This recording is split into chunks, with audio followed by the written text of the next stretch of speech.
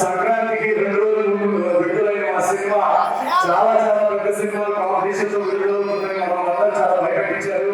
ఈ సినిమా వినబడుతుందా కనబడుతుందా అని చాలా మంది అడిగారు. మాకు కూడా దానికి ఆ జవాబు దానికి ఏంటి ఆన్సర్ అనేది మాకు తెలియలేదు.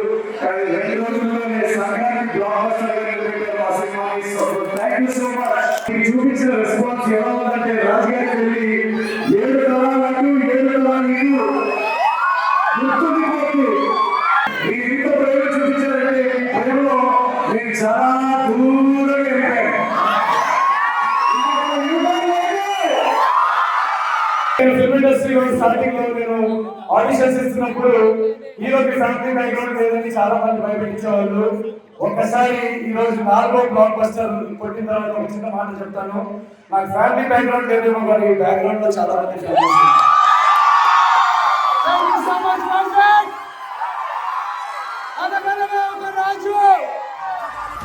Sankranti block buster